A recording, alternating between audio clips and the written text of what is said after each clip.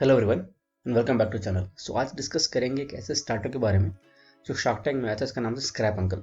तो पहले हम समझेंगे स्क्रैप का मार्केट कितना बड़ा है, स्क्रैप होता क्या है और इस चीज़ों को गवर्नमेंट इतना बढ़ावा क्यों दे रही है।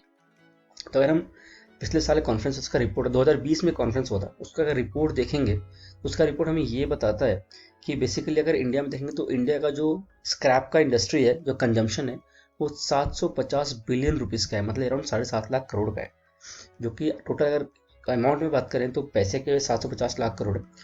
और अगर आप उसका क्वांटिटी बात करेंगे तो 20.40 मिलियन टन है। और इसका ग्रोथ जो है 11.4% CAGR पे ग्रोथ कर रहा है सेक्टर। और गोइंग डाउन द लाइन ये 30.03 मिलियन टन पे पहुंच जाएगा। तो इंडिया जो है वो थर्ड लार्जेस्ट कंट्री है स्क्रैप इंपोर्ट में। तो अगर आप इंपोर्ट समझते हैं तो हमें इंडिया को बाहर कंट्री से स्क्रैप इंपोर्ट करना पड़ता है इंडिया में, उसका प्रोसेसिंग करने के लिए। इंडिया में जो वेस्ट जनरेट हो रहा है, जितना इंडिया रिसाइकिल कर पा रहा है उतना ही सफिशिएंट नहीं है। और उसको करने के लिए, रिक्वायरमेंट फुलफिल करने के लिए इसको बाहर से इंपोर्ट करना पड़ता है।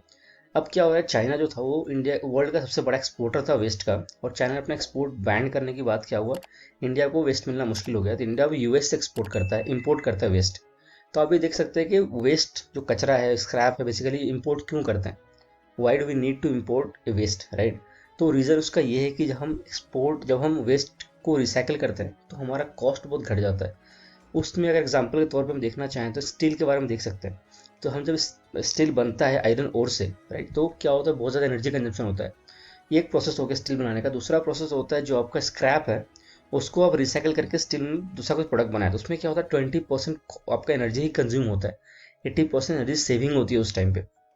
तो इससे क्या होता है, कार्बन एमिशन जो है वो 20 से 25% रिडक्शन हो जाता है। तो ओवरऑल जो इकोनॉमी है ना वो बन जाता है सर्कुलर इकोनॉमी। बेसिकली आप स्टील खरीदते हैं, इसलिए प्रोडक्ट खरीदते हैं, उसको स्क्रैप चला जाता है, उससे दोबारा रिसाइकिल करके दोबारा स्टील का प्रोडक्ट बन जाता है। तो आयरन और से स्टील कन्वर्शन ना वो पार्ट हट जाता है यहाँ पे। तो इससे क्या सर्कुलर इकोनॉमी हो जा रहा है।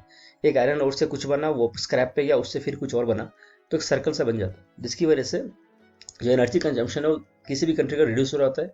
जब एनर्जी कंजम्पशन रिड्यूस होता है तो आपका बेसिकली आपका एनवायरनमेंट फैक्टर एक आ जाता है, आपका कार्बन एमिशन घट जाता है। और कार्बन एमिशन के ऊपर एक और वीडियो बना सकते हैं, टोटल एक स्टॉक मार्केट कंपनी है EKI एनर्जी सर्विसेज करके, आप चाहे तो वो चेक कर सकते हैं। वो कंपनी जो है वो टोटल कार्बन एमिशन ट्रेडिंग के ऊपर ही काम करती है, तो CET बोलते हैं। तो कार्बन एमिशन ट्रेडिंग एक बहुत बड़ा कॉन्सेप्ट है, ग्लोबली चल रहा है। हर कंट्री चाहती है उसका कार्बन एमिशन जितना हद तक मिनिमाइज हो सके। तो इंडिया उस डायरेक्शन में जा चुके हैं। 2050 they want to reduce the carbon, basically they want to become carbon neutral nation, ठीक है, जहाँ पे कार्बन एमिशन ज़्यादा ना हो, जितना कंजम्पशन होता है उसके बराबर ही हो। बट वो अलग बात है। और पॉइंट रिसाइकिल का ये होता है कि आपका एनर्जी कंजम्पशन जो उसको रिड्यूस कर देते हैं, और आपका जो इकोनॉमी होता है सर्कुलर इकोनॉमी बन जाता है। तो इसके तहत गवर्नमेंट ने बहुत सारे प्लान लॉन्च करे हैं, बहुत सारे फैक्टर्स लॉन्च हुए हैं जो कि रिसाइकिल पे फोकस करती हैं। और इसका मेजर इम्पैक्ट जो दिखा गया वो व्हीकल रिसाइकिल में लिखा गया। तो आप देखेंगे कि गवर्नमेंट ने 15 साल पुरानी गाड़ी को स्क्रैप में डाल दिया है बेसिकली।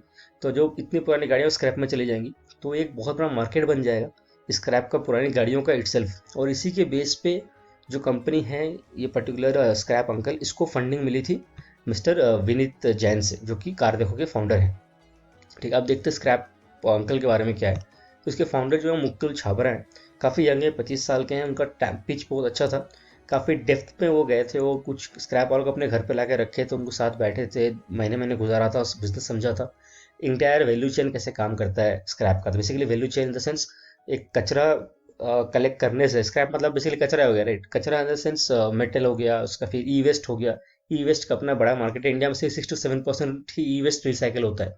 ई वेस्ट क्या होता है, आपका जो फ़ोन है, लैपटॉप है, जो पुराना हो जाता है तो हम उसको बेसिकली हम क्या करेंगे, उसको वेस्ट में या तो फेंक देते हैं, या तो किसी को दे देते हैं, वो फिर फेंक देता है, तो कचरे वाले ले जाते हैं। तो बेसिकली ई वेस्ट होता है उसमें। जितने चिप है अंदर के वायर्स हैं, सब ई वेस्ट, इलेक्ट्रॉनिक वेस्ट में आता है। इलेक्ट्रॉनिक वेस्ट का रिसाइकिल भी 6 से 7% ही है। तो एक अपने आप एक बहुत बड़ा मार्केट है।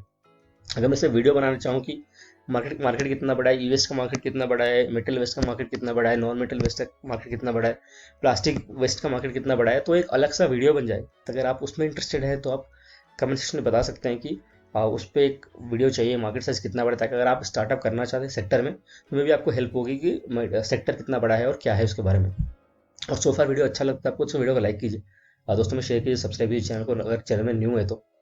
ठीक है, तो back to startup part. Mukul Chhabra basically 25 साल का मैंने बताया। तो उनका पॉइंट ये था कि वो बहुत डेप्थ में गए थे, लोगों से मिले थे, और उन्होंने अब तक अपनी कंपनी के थ्रू 22,000 पिकअप करवा लिया सिर्फ दिल्ली एनसीआर रीजन में। और उनका कंपनी का जो रेवेन्यू है करेंटली 27.5 lakhs पर मंथ है, जो कि वो कह रहे हैं eventually go for 6 crores per year in 2022 and 23 financial year. उनका फंडिंग आज 60 लाख रुपए 3% इक्विटी का था। अब उसके बाद क्या हुआ कि बेसिकली फाउंडर जो है ना काफ़ी हद तक पैशनेट है अपने काम को लेके, इस पर्टिकुलर स्क्रैप वाले काम को लेके। वो उनको एक मार्केट पता है कितना बड़ा मार्केट है, वो चाहते उस मार्केट में काफ़ी हद तक ऑर्गेनाइज सेक्टर बनाया जाए इसको। जो फंडिंग थी, फंडिंग के बाद उनको 2 ऑफर मिला गया, एक विनीता से मिला गया, एक फिर ऑफर मिला गया अमित जैन से, फिर ऑफर मिला अनुपम से। तो इवेंचुअली उन्होंने विनीत जैन का ऑफर ले लिया, जो कि 60 लाख रुपए 5% इक्विटी का था। One of the major reason why Vineet Singh offered is that कि कार देखो, कार में डील करता है सेकेंड हैंड कार्स में, और उनको खुद अपने आप को इस व्हीकल स्क्रैपेज पॉलिसी के थ्रू व्हीकल डंपिंग में जाना चाहते हैं, तो वो काफ़ी यूज़ हो जाएगा स्क्रैप अंकल के थ्रू। अब आप समझ सकते हैं इस कंपनी का सिर्फ 6 करोड़ का रेवेन्यू सिर्फ एक स्टेट से आ रहा है, दिल्ली से। और ये उतना पॉपुलर भी नहीं है, क्योंकि अमन ने बताया था कि इन्होंने कभी इसके बारे में सुना ही नहीं। तो उन्होंने नहीं सुना, तो बहुत लोगों ने नहीं सुना होगा, तो ये अब तक दिल्ली मार्केट कवर नहीं कर पाया। तब इसका रेवेन्यू 6 करोड़ रुपए का, अगर ये दिल्ली कवर करने के बाद बड़े सिटीज़ जैसे बैंगलोर, चेन्नई, मुंबई में चला जाता है, इसका रेवेन्यू कितना बड़ा हो जाएगा। तो ये अपने आप में हजारों करोड़ की मार्केट है, सिर्फ और सिर्फ स्टेट में। अगर आप इन मुकुल छाबरा की बात पे जाएं तो सॉरी, अराउंड 15-16 हज़ार करोड़ का मार्केट है दिल्ली में। और उसको बड़ा करते हैं तो अराउंड लाखों करोड़ का मार्केट बन जाएगा ये। तो is a very good entrepreneur, काफ़ी कॉन्फिडेंट थे। तो ये उनका फंडिंग का स्टोरी था, अमित जिनके थ्रू फंडिंग मिली इनको। ठीक है, तो अब आपको क्या लगता है स्टार्टअप के बारे में? स्क्रैप अंकल कैसा स्टार्टअप है? क्या आप भी स्क्रैप वाले सेक्टर में कुछ अपना करना चाहते हैं, कुछ स्टार्टअप देखना चाहते हैं, या आपको क्या लगता है स्क्रैप में बिजनेस है या बस ये कचरा वाला काम है? इस चीज़ को आप कमेंट सेक्शन में बता सकते हैं। और वीडियो कैसा लगा वो भी आप कमेंट सेक्शन में बता सकते हैं। और don't forget like the video and share with friends and family. और चैनल में नए हैं तो सब्सक्राइब करना मत भूलिएगा। Thank you so much for watching. Stay happy, stay safe.